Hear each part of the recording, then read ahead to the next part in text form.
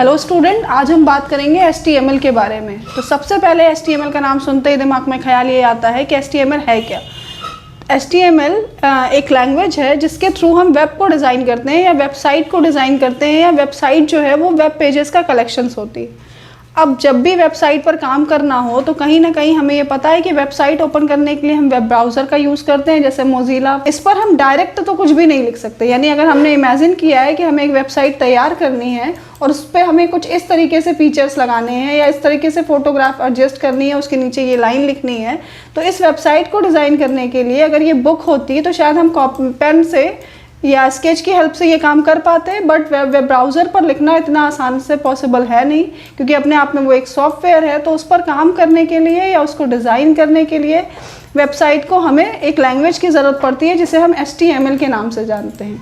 अगर मैं बात करूं कि HTML का कोई अल्टरनेटिव ऑप्शन है, यानी HTML अगर नहीं सीखनी है और हमें वेबसाइट डिज़ाइन करने आनी चाहिए तो हम क्या कर सकते हैं, तो मैं आपको बता दूं कि HTML का तो कोई भी अल्टरनेटिव ऑप्शंस अवेलेबल ही नहीं है।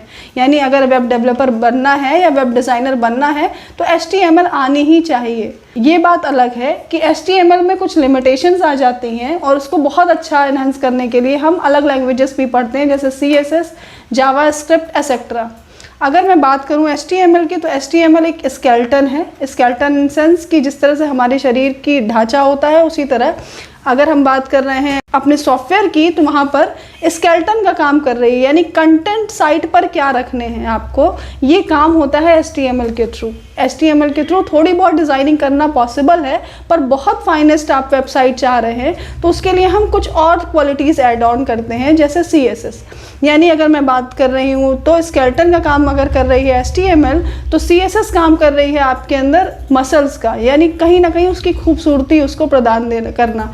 खूबसूरती प्रदान करने से सेंस ये है कि अगर कोई टेक्स्ट लिखा गया है तो वो कलरफुल होगा, कितना कलरफुल होगा, या उस पर इन्हेंस प्रॉपर्टी, उसकी ब्राइटनेस कितनी आएगी, उसकी पोजीशनिंग अप्रोप्रिएट क्या होगी, या वो फ्लोट करता हुआ आएगा, वो मार्क्यू टैग के साथ, ये सारी चीज़ें CSS डिसाइड करता है बेटर तरीके से।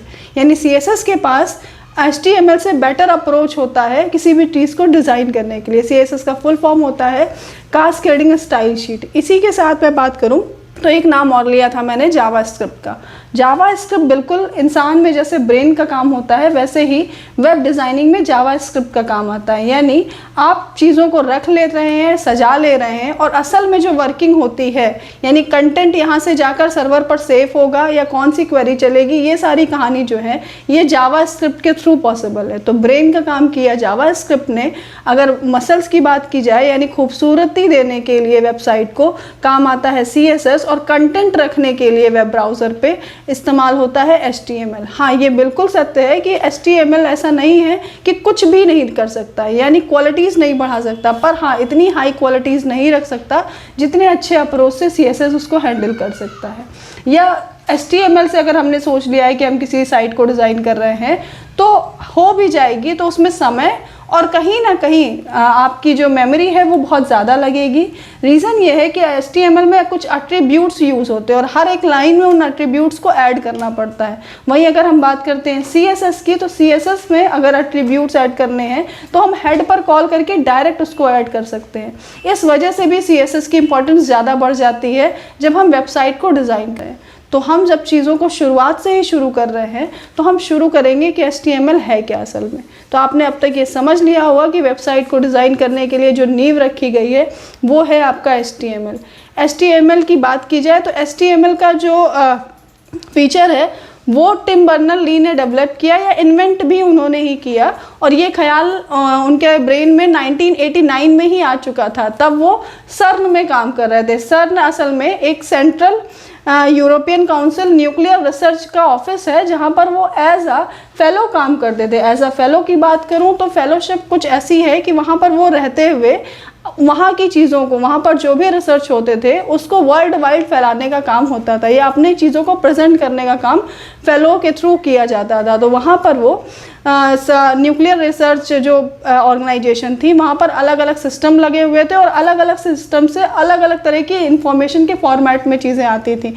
यानी इंफॉर्मेशन तो अलग थी ही, साथ साथ दो सबके फॉर्मेट भी अलग होते थे और एक इन्फॉर्मेशन को दूसरे इन्फॉर्मेशन तक पहुंचाने के लिए CERN का मेन काम सिर्फ ये था कि इन्फॉर्मेशन को एक जगह से दूसरी जगह पहुंचाया जा सके, एक सिस्टम से दूसरे सिस्टम पर ये जो इन्फॉर्मेशन का फ्लो हो रहा है, जो एक ही ऑफिस के एक ही कमरे में रखी हुई है, उसके लिए CERN उसको हैंडल कर रहे थे। और इसी दौरान उन्होंने ही HTTP प्रोटोकॉल का भी इन्वेंशन किया। आपने इसका नाम भी सुना होगा क्योंकि आजकल कोई भी वेबसाइट अगर आप ओपन कर रहे हैं तो वहाँ पर जो प्रोटोकॉल यूज़ हो रहा है वो है HTTP।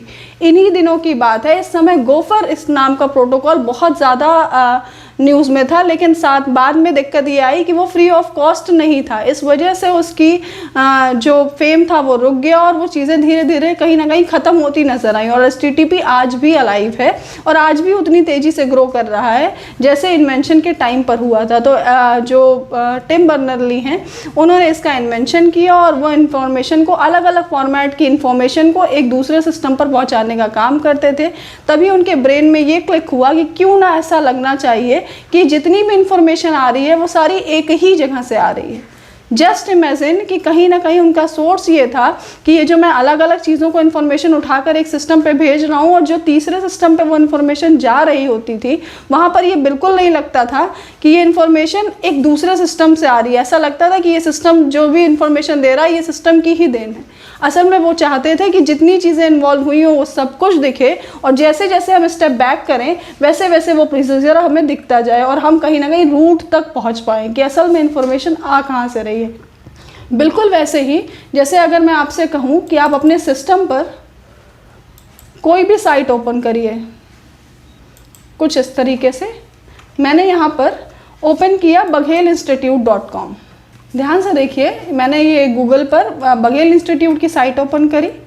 कोई भी साइट आप ओपन करते हैं तो कुछ इस तरीके से दिख रही है। अगर हम कोर्स की बात करें तो कोर्स में यहाँ पर नाइलेट और नाइलेट में जाकर CCC और O लेवल, ये दो कोर्सेस हमें दिखाई दे रहे हैं। इस सिचुएशन पे अगर हम O लेवल पर क्लिक करते हैं तो हम एक अलग सोर्स पर पहुंच जाते हैं या अलग पेज के लेआउट पर पहुंच जाते हैं और यहाँ पर इसका पूरा कंटेंट या O लेवल्स की डिटेल्स आपको दिख रही होगी। इस सिचुएशन में देखिए, जब ये प्रोसीजर हम यहाँ तक पहुँचे और अगर मैं इसको बैक करूँगी तो कहीं ना कहीं हम अपने रूट पर ज़रूर पहुँच जाएंगे जहाँ से हमने इसकी शुरुआत की थी, कुछ इस तरीके से। तो टिम बर्नर्ली जो अलग अलग सिस्टम से इंफॉर्मेशंस को ला रहे थे, उनके ब्रेन ने ये कहा कि कुछ ऐसा भी हम कर सकते हैं। उन्होंने अपने कलीग के साथ डिस्कस किया था कि क्यों ना ये जो अलग अलग फॉर्मेट में इंफॉर्मेशन को उठा रहे हैं ये ऐसी दिखनी चाहिए कि सब एक ही रूट से आ रही है। ये बात हम कैसे फाइंड आउट कर पाएँ, तो उस समय वो किसी ने इसको कंसर्न नहीं किया, इस वजह से ये चीज़ें वहीं पर रुक गई। और उसके बाद उन्होंने, उनके ब्रेन में चूँकि ये बात क्लिक हो चुकी थी तो उन्होंने इस पर काफ़ी कोशिश की और कोशिश करने के बाद हमें जो एक इन्वेंशन मिलता है वो रहता है हाइपर टेक्स्ट का। हाइपर टेक्स्ट या हाइपर लिंक का नाम आपने सुना होगा। हाइपर टेक्स्ट की बात की जाए तो वो नॉर्मल टेक्स्ट ना रहकर एक ऐसा टेक्स्ट होता है जो एक पर्टिकुलर पोजीशन पर हमें पहुंचा देता है जहां के लिए उसे एड्रेस किया गया हो। जैसे यहाँ पर मैंने आपको दिखाया था कि मैंने कोर्स पर क्लिक किया और कोर्स पर क्लिक करने पर यहाँ पर हमें कुछ इन्फॉर्मेशन दिखाई दे रही है। मैंने किसी भी तरह से नाइलेट पर क्लिक किया, नाइलेट पर क्लिक करने पर CCC या O लेवल, इस तरह से हम यहाँ पर एक स्पेसिफिक जगह पर पहुँच गए। इट मीन कि ये नॉर्मल टेक्स्ट नहीं है। जैसे अगर मैं बात करूँ तो यहाँ पर बघेल इंस्टीट्यूट भी तो लिखा हुआ है, ये भी एक टेक्स्ट हो सकता है, लेकिन अगर मैं इस पर क्लिक करती हूँ तो इस सिचुएशन पे हम कहीं भी मूव ऑन नहीं हो रहे, हम कहीं भी नहीं जा रहे हैं, यानी सिर्फ क्लिक हो रहा है एक नॉर्मल टेक्स्ट की जगह, जैसे कि हम कॉपी पर कोई टेक्स्ट लिख देते हैं। लेकिन अगर हम ऑनलाइन काम कर ही रहे थे, इलेक्ट्रॉनिक मीडिया पर काम कर ही रहे थे, इस सिचुएशन पे अगर हम इस पर क्लिक करने पर किसी स्पेसिफिक पोजीशन पर पहुंच रहे हैं तो इस तरह के टेक्स्ट को हाइपर टेक्स्ट या इस प्रोसीजर को हाइपर लिंक कहते हैं। यानी जब आप किसी टेक्स्ट पर क्लिक करते हैं, माउस की क्लिक पर आप किसी पर्टिकुलर पोजीशन पर पहुंचते हैं तो इसे हाइपर टेक्स्ट कहते हैं और ये जो करिकुलम किया जाता है इसे हाइपर लिंक कहते हैं। यहीं से इन्वेंट होता है HTML। HTML में जो सबसे पहले आपने H देखा है वो H किसकी देन है? वो H असल में हाइपर टेक्स्ट ही कहलाता है। तो यानी हाइपर टेक्स्ट मार्कअप लैंग्वेज। तो अगर बात की जाए हाइपर टेक्स्ट की तो वो आपने बेहतर समझ लिया होगा। अब बात करते हैं मार्कअप की।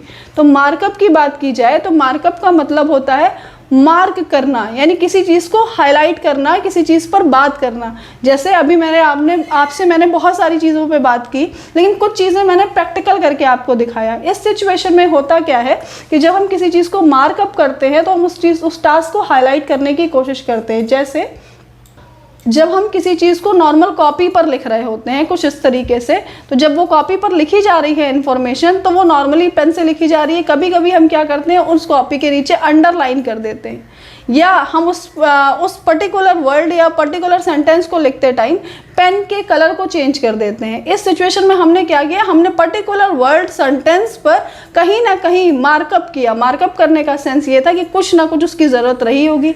ठीक उसी तरह जब हम HTML लैंग्वेज पर काम करते हैं तो जो भी कंटेंट हम लिखते हैं वो सारे ही कंटेंट हमारे मतलब के होते हैं। मतलब का होने का सेंस, ऐसे ही आप वेबसाइट पर कुछ नहीं लिखने की सोच लेते। जब आप वेबसाइट सोच रहे होते तो उसके लिए बहुत सारा प्री प्लान होता है कि वेबसाइट का सब्जेक्ट ये है, इससे रिलेटेड ये ऐसा दिखेगा और ये इस तरीके से काम करेगा और ये वर्ड इस तरीके से आएगा। तो इस सिचुएशन में जब आपने लिखना शुरू किया तो आपने कहीं ना कहीं हर एक वर्ड के लिए उसकी पोजीशन सोच रखी होगी कि वो कहाँ आना चाहिए, किस तरह से आना चाहिए। जैसे यहाँ पर ये जो साइट मैंने खोल रखी है बघेल इंस्टीट्यूट की, यहाँ पर ये जो बघेल इंस्टीट्यूट है ये कुछ मूव करता हुआ दिखाई दे रहा है। यानी इस साइट को जिसने भी बनाया उसने ये सोचकर बनाया होगा कि इसकी पोजीशन यहीं पर सही है, क्यों ये इस बघेल इंस्टीट्यूट को यहाँ नहीं डाल दिया गया। तो ये सारे रीजंस होते हैं और ये सारे रीजंस को करने के लिए एक टैग का इस्तेमाल किया जाता है।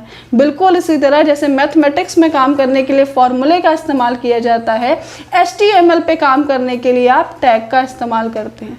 तो कुछ नज़दीक आप पहुँच रहे होंगे। आपने ये समझ लिया कि हाइपरलिंक या हाइपरटेक्स्ट क्या है, मार्कअप क्या है। मार्कअप का मतलब पर्टिकुलर वर्ड पर, पर्टिकुलर सेंटेंस पर वर्क करना। उसकी पोजीशन क्या होगी, नॉर्मल टेक्स्ट की तरह न लिखकर आप हो सकता है उस पर फॉन्ट यूज़ कर ले, हो सकता है आप उसको इटैलिक कर दे, हो सकता है आप बोल्ड कर दे, अंडरलाइन कर दे, एक्सेट्रा।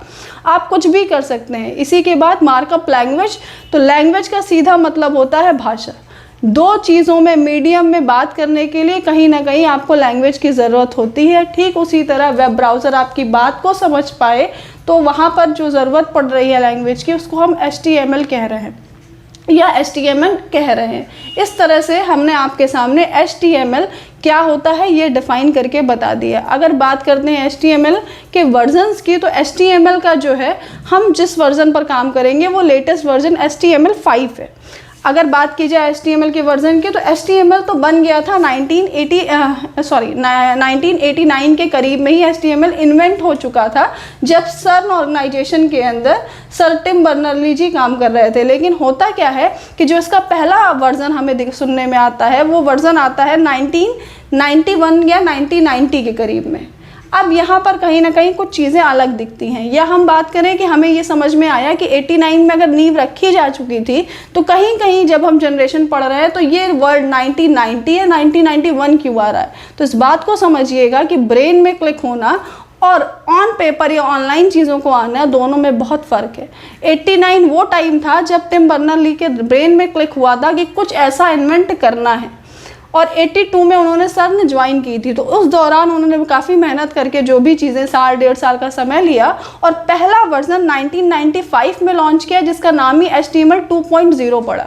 अब HTML का पहला वर्जन आ रहा है और उसका नाम पड़ रहा है 2.0। अब यही नहीं समझ में आता कि ये क्या हुआ। तो इसका मतलब ये था सीधा सीधा कि अगर पहला वर्जन पब्लिक के लिए पब्लिश हुआ वो 2.0 था, उसके पहले वो काम HTML का सर्न ने कर रखा था और वहाँ पर वो उसी ऑर्गेनाइजेशन के अंदर HTML काम कर रही थी। यानी HTML के जो चीज़ें आप आज देख रहे हैं उन्होंने ये 90 और 90s के दशक में ही देख लिया था। 1991 के टाइम पर सर्न के अंदर, चूँकि टिम बर्नर्स-ली जो हैं वहाँ पर एज अ एम्प्लॉय काम करते थे, तो किसी भी ऑर्गेनाइजेशन में काम करने के लिए एम्प्लॉय का ये फ़र्ज़ था कि वहाँ की जो भी गाइडलाइन है उसको फॉलो करें। तो सर ने ये परमिशन कहीं से नहीं दी थी कि आप यानी टिम बर्नर्स-ली ने जो भी इन्वेंट किया है उसे पब्लिक कर दिया जाए या उसको कहीं ना कहीं ब्रॉडकास्ट किया जाए। वो उनके यहाँ के और मेंबर थे या उनके यहाँ के एम्प्लॉय थे और वो उसकी तरीके से काम कर रहे थे, और जिस भी प्रोजेक्ट पर वो काम कर रहे थे वो प्रोजेक्ट कैरी ऑन चल रहा था। बहुत बाद में और बहुत चीज़ों में रिक्वेस्ट करने के बाद, इवन टिम बर्नर्स-ली ने जब वहाँ से छोड़ने की भी बात की, तब जाकर सर ने ये बात एग्री की कि हम HTML को या HTTP को फ्री करते हैं, क्योंकि सर ने कहीं ना कहीं टिम बर्नर्स-ली ने ये बात कही थी कि इसको फ्री कर दिया जाए और ओपन कर दिया जाए, यानी कोई भी इसको एक्सेस कर सके और फ्री ऑफ कॉस्ट यूज़ कर सके। तो उसके बाद कहीं ना कहीं ये चीज़ें पब्लिश होती है नॉर्मल पब्लिक के लिए, और तब से लेकर आज तक HTML की कोई काट हमें नहीं मिलती है। यानी आज भी w3cschools.com नाम की एक वेबसाइट आपने नाम सुना होगा, तो वो किसी एक पर्टिकुलर पर्सन की वेबसाइट नहीं है, वो वही वेबसाइट है जिसके डायरेक्टर खुद टिम बर्नर्स-ली हैं। ये बहुत बड़ी बात है कि वो अलाइव रहकर उसके वर्जन्स पे काम कर रहे हैं, या कहीं ना कहीं अपनी एक बेंच बैठती है या उस पर काम करती है, तो कहीं ना कहीं डेवलपमेंट सीट बैठ रही है। वहाँ पर जो भी इन्वेंशन हो रहा है वो सिर्फ ये देखते हुए हो रहा है कि क्या रखना चाहिए और क्या नहीं रखना चाहिए। तो मेरी रिकमेंडेशन है कि किसी भी यूट्यूब को देखने से पहले अगर वो कंसल्ट करते हैं W3C को या w3school.com को, तो वो सीधा मतलब होता है कि वही उसकी रूट है। जैसे मैं बात करूँ तो HTML4 की बात की जाए तो HTML4 में बहुत सारे एट्रीब्यूट ऐसे थे जो HTML5 में नहीं हैं, या HTML5 में बहुत सारे एट्रीब्यूट ऐसे आए जो पहले कभी नहीं देखे गए थे। ये डेवलपमेंट स्टेज, यानी एक चीज़ और भी है, चाहे इसको ड्रॉबैक समझिए या जो भी समझिए, जो एट्रीब्यूट मतलब का नहीं होता है। जैसे फ्रेमवर्क, जिसने इसको पढ़ा होगा उसने फ्रेमवर्क फ्रेम सेट पे काम किया होगा, और आज से पहले हम लोग जब HTML5 नहीं पढ़ रहे थे तो हमने खुद भी फ्रेम सेट पे काम कर रखा था। तो फ्रेम सेट का जो काम था वो HTML5 के वर्जन के पहले की बात थी। आज जब आप इसको सर्च करने w3school.com पे जाएंगे तो ये टैग आपको कहीं नहीं मिलता है, और फिर ऐसा लगता है कि हम शायद कुछ गलत कर रहे हैं। असल में गलती हमारी नहीं है, वो जो फ्रेम सेट था टैग वो अब कन्वर्ट हो चुका है आई फ्रेम में। अब जब वो आई फ्रेम में कन्वर्ट हो चुका तो ये उनका खुद का डिसीजन है कि उन्हें उस चीज़ को रखना है या हटा देना है। उन्होंने क्या किया, फ्रेम सेट टैग को अपनी वेबसाइट से हटा दिया, क्योंकि वो उनके लिए आउटडेटेड हो चुका है, और उसका अपडेट वर्जन उन्होंने प्रेजेंट कर दिया है। तो ये उनके काम करने का एक ढंग है, एक तरीका है जिसमें कोई भी कन्वर्सेशन नहीं की जा सकती, सही है या गलत है। ऑब्वियसली सी बात है, अगर लेटेस्ट वर्जन अवेलेबल है तो हमें लेटेस्ट वर्जन पर ही काम करना चाहिए, यही चीज़ों को अच्छा कर सकता है। या चीज़ें उस पर डेवलपर्स काम कर रहे हैं तो हो सकता है कि इन्वेंशन उस पर होने की संभावना ज़्यादा हो सकता है हमें जो चीज़ें लगती हैं कि नहीं ये सही नहीं है, कभी ना कभी उनके ब्रेन में क्लिक की, जिस वर्जन पर काम होकर बंद हो चुका है उस पर काम करने का अब फिलहाल कोई मतलब नहीं है, और नया वर्जन हमेशा अपडेशन को ही लेकर आता है। तो मैंने बात की तो जो पहला वर्जन आया था HTML का वो 1990 में आ चुका था, पर वो पब्लिक के लिए नहीं था, जिसको कहीं कहीं HTML 1.0 के नाम से भी जाना जाता है। पर ये कन्वेंशन है, HTML के पहले वर्जन को कभी भी 1.0 नहीं कहा गया, HTML के पहले वर्जन को HTML के नाम से ही जाना गया। और इसके बाद इसका जो दूसरा वर्जन आता है वो आता है 1995 में, जो सब नॉर्मल पब्लिक के लिए था, जिसे IETF is stand for internet engineering task force ने डेवलप किया, और उसने उस पर काम किया। धीरे धीरे इसमें अपडेशन होते 3.2 1997 में एक नया वर्जन लेकर आता है जो XML के फीचर्स के साथ होता है। इसी के साथ धीरे 4.01 आता है जो 1999 में आया, और इसके बाद ऐसा लगा कि HTML की पर्याप्त सारी चीज़ें हो चुकी हैं, और फिर से नया इन्वेंशन जो होता है वो आया XML के नाम से। तो XML की बात की जाए तो वो है extendable style sheet, extendable markup language. Extended markup language जो है वो स्केलिंग प्रॉपर्टी पर काम करती थी, यानी जो फीचर्स, जो कंटेंट, जो टैग, जो फॉर्मूले HTML में दिए थे वो ऐसा लगा कि अब ये सफिशिएंट हैं, और एक नई लैंग्वेज इन्वेंट हो रही थी यहाँ पर, XML। सुना होगा आपने, एक्सटेंडेबल मार्कअप लैंग्वेज, यानी ये जो लैंग्वेज थी उसको स्केलिंग प्रॉपर्टी से, यानी अभी तक हम कंटेंट को कैसे भी रख सकते थे, लेकिन जब आपने किसी चीज़ को स्केल से नाप के रखा हो, बिल्कुल उसी तरह जैसे टेलर किसी कपड़े को काटता है और स्केल से नाप के काटता है, तो गलत होने का चांस ही नहीं है। उनको पता है कि किस स्क्रीन की साइज़ क्या और कंटेंट कहाँ जा रहा है, या स्क्रीन की साइज़ चेंज होगी तो कंटेंट कहाँ जाएगा। तो ये ज़्यादा अप्रोप्रिएट लगा, और इसी को कहीं कहीं मेंशन होता है XHTML, यानी HTML का ही एक्सटेंडेड वर्जन।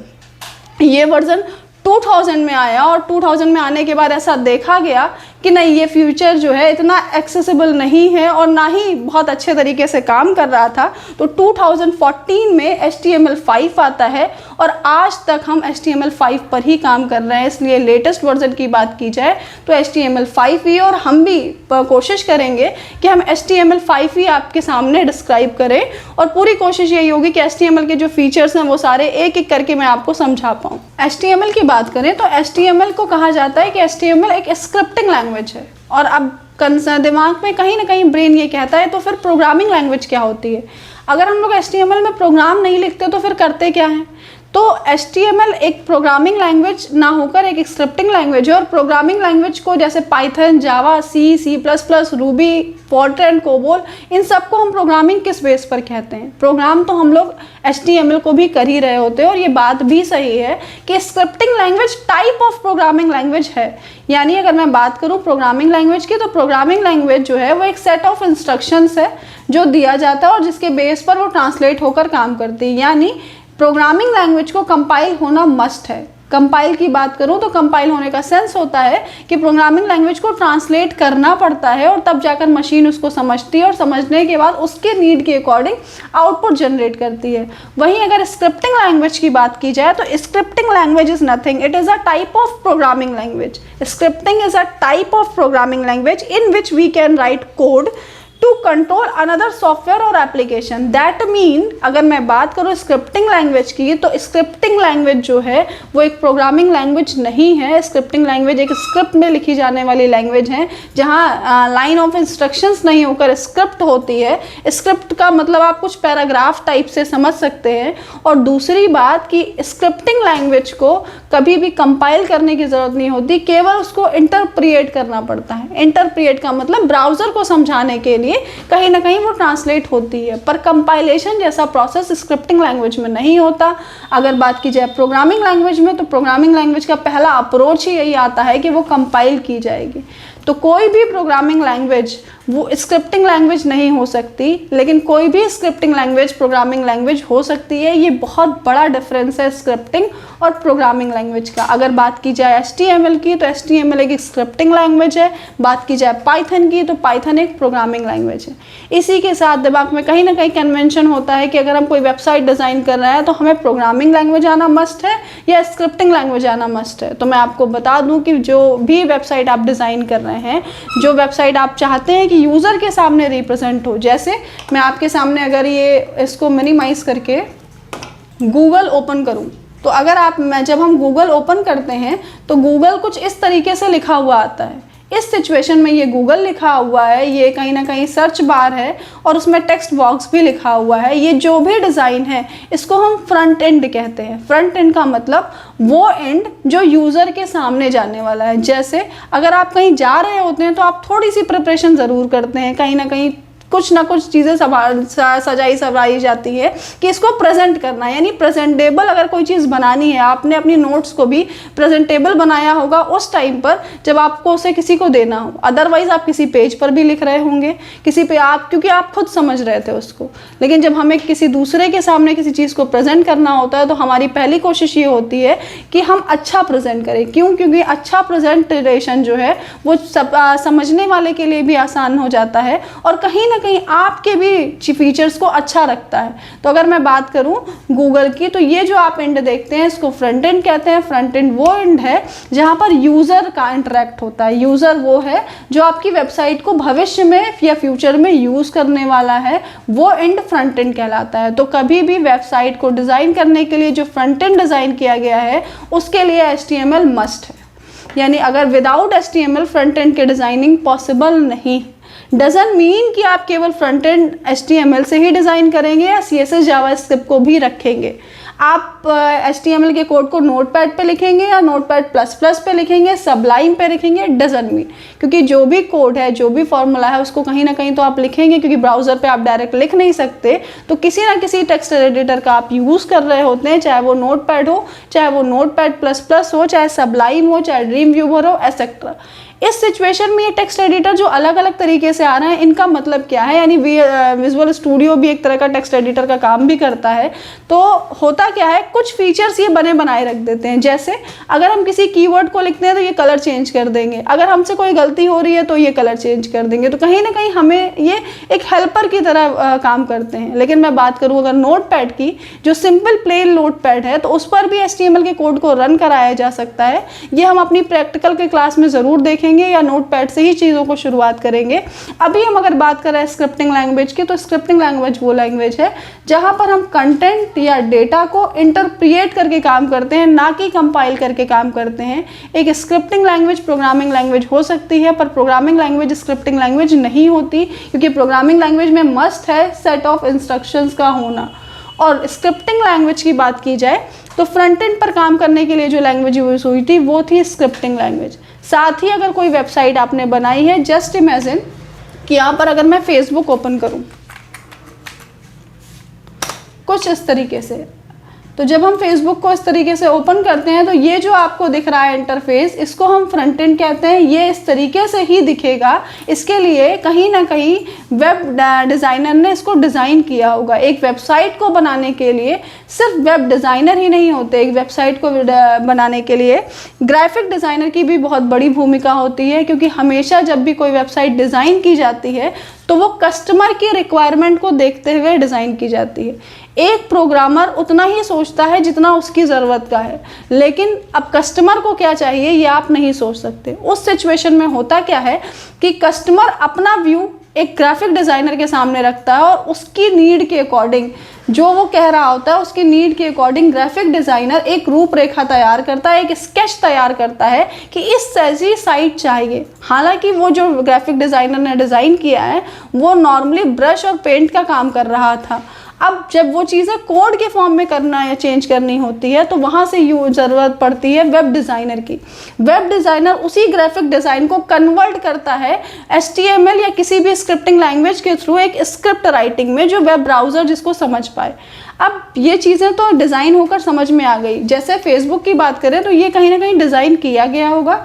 इसके साथ ही यहाँ पर टेक्स्ट लिखा हुआ है, कहीं ना कहीं बटन लगी हुई है। अब ये बटन पर क्लिक कर रहे हैं तो हम पर्टिकुलर पोजीशन पर पहुँच रहे हैं, या हम सही ईमेल और पासवर्ड डाल देते हैं तो हम पर्टिकुलर लॉगिन कर जाते हैं। अगर हमारी आईडी और पासवर्ड में से कुछ भी गलत हुआ तो हमें कहीं ना कहीं लॉगिन नहीं मिलती। ये जो सेटअप किया गया है, ये जो वैलिडेशंस लगाए गए हैं, ये कहीं ना कहीं तभी लगाए गए होंगे। आप इमेजिन करिए कि इसको ईमेल आईडी और पासवर्ड इसने कहीं सेव करके रखा होगा किसी जगह, यानी फेसबुक ने आपकी ईमेल आईडी को और आपके पासवर्ड को उस टाइम ही सेव कर लिया था जब आपने ईमेल आईडी जनरेट की थी या क्रिएट किया था अपने अकाउंट को।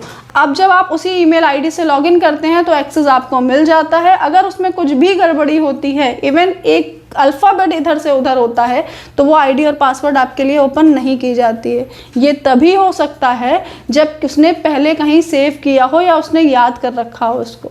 कॉमन सी बात है। अगर आपने मुझे एक बात बताई है कि इस टाइम पे इस तरह से चीज़ें हो रही हैं और आप थोड़ी देर बाद आते हैं और बोलते नहीं उस टाइम पे चीज़ें ऐसी नहीं हो रही थी, तो कहीं ना कहीं ये चीज़ें आपस में एग्रीमेंट नहीं देती कि आप सही कह रहे हैं या गलत कह रहे हैं। ये आप तब झूठ बोल रहे थे या तो आप अब झूठ बोल रहे हैं। तो इस चीज़ को वेरीफाई करने के लिए हम कहीं ना कहीं अपने ब्रेन में एक बैकअप तो होता ही है ना कि नहीं आपने ये कहा था।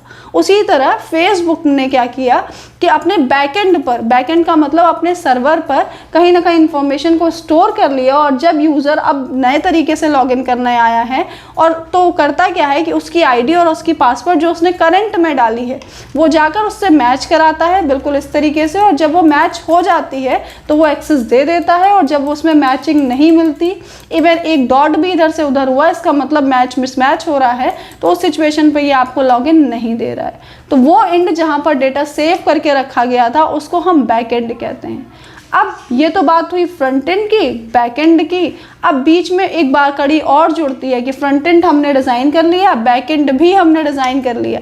अब ब्रेन से ये क्वेरी यहाँ से डेटा उठकर वहाँ जाएगा, तो जैसे आपको यहाँ हमने एक रूम इधर डिज़ाइन कर लिया, एक रूम उधर डिज़ाइन कर लिया, अब हमें इस रूम से उस रूम में जाना है, तो कहीं ना कहीं एक टास्क तो परफॉर्म होना चाहिए ना। जस्ट इमेजिन कि एक पोर्शन नदी के इस पार है और एक पोर्शन नदी के उस पार है, और दोनों को आपस में मिलाना, तो एक पुल तो चाहिए ना, जो एक ब्रिज चाहिए जो दोनों की कनेक्टिविटी करा सके। उसी तरीके से ब्रिज का काम करती है हमारी क्वेरीज लैंग्वेज। क्वेरीज या क्वेरी जो है, SQL query structured query language के थ्रू, या एसक्यूएल या ओरेकल के थ्रू, या इस तरह से और भी सॉफ्टवेयर है जिनके थ्रू हम क्या करते हैं, फ्रंट एंड और बैक एंड दोनों के बीच में कहीं ना कहीं एक ब्रिज का काम करती है, जो इन्फॉर्मेशन को यहाँ से उठाकर बैकएंड पे डालती है और बैकएंड की इन्फॉर्मेशन को बैकएंड से उठाकर फ्रंट एंड पे डालती है यूज़र के नीड के अकॉर्डिंग। तो एक वेबसाइट को बनाने के लिए सिर्फ स्क्रिप्टिंग लैंग्वेज ही नहीं काफ़ी है, और हम डेफिनेटली ये बात बता रहे हैं कि आज हमने शुरुआत की है। कोशिश ये होगी हमारी कि हम आपके सामने एक पूरा प्रोजेक्ट ला कर रखें। जैसे जैसे ये आगे बढ़ती जाएगी चीज़ें, एक एक टैग को डिस्कस करने के बाद हम एक पूरी वेबसाइट आपको बनाकर दिखाएंगे, जहाँ ये चीज़ें बहुत अच्छे से समझ में आ जाएंगी कि किस तरीके से काम होता है। जिस तरह से फ्रंट एंड को डिज़ाइन करने के लिए आपने HTML या अलग सारी लैंग्वेजेस पढ़ी, उसी तरीके से बैक एंड को डिज़ाइन करने के लिए भी लैंग्वेजेस होती हैं, जैसे PHP जो है वो सर्वर साइड डिज़ाइन है। या जावा स्क्रिप्ट की बात की जाए तो जावा स्क्रिप्ट भी एक सर्वर डिज़ाइन करने के काम में आ सकती है, हालांकि वो फ्रंट एंड पर भी काम करती है। इसी तरह इन दोनों के बीच में जो भी प्रोग्रामिंग की गई हो या जो भी सेट ऑफ इंस्ट्रक्शंस रखा गया हो, वो किसी और लैंग्वेज में रखा गया होगा या किसी और प्लेटफॉर्म पर रहते हुए किया गया होगा, तो यहाँ पर इनबिल्ट होती है प्रोग्रामिंग। तो एक वेबसाइट, केवल वेबसाइट जो कह देना कि वेबसाइट डिज़ाइनर, तो वेबसाइट डिज़ाइनर एक अलग अप्रोच है, और वेबसाइट को फुल ऑन स्टेज पर लाना, उसको स्पीड अप करना और उस पर काम करना एक अलग अप्रोच है। अगर मैं बात करूं वेबसाइट डिज़ाइन करने की, तो वेबसाइट डिज़ाइन करने के लिए सबसे पहला अप्रोच आता है ग्राफिक डिज़ाइनर का, जो ग्राफिकली चीज़ों को तैयार करती है। इसके बाद वेब डिज़ाइनर जो है वो जो ग्राफिक डिज़ाइन की हुई है उस पर इम्प्लीमेंट कर स्क्रिप्ट तैयार करता है, जो कि स्क्रिप्टिंग लैंग्वेज में होती है, और उसी के ऊपर प्रोग्रामिंग कर एक वेब डेवलपर उस वेबसाइट को आगे की तरफ ले जाता है, और उसके बाद टेस्टिंग और ये सारे काम सर्वे के थ्रू शुरू होते हैं। तो कुछ इस तरीके से हमारी वेबसाइट तैयार होती है। आशा करती हूँ कि आपको चीज़ें समझ में आई होंगी। हमारे चैनल को लाइक और सब्सक्राइब करिएगा। नई वीडियो जल्दी ही आएगी। प्रैक्टिकल के साथ मैं कोशिश करूँगी कि अब आपको HTML समझा सकूँ। Thank you so much.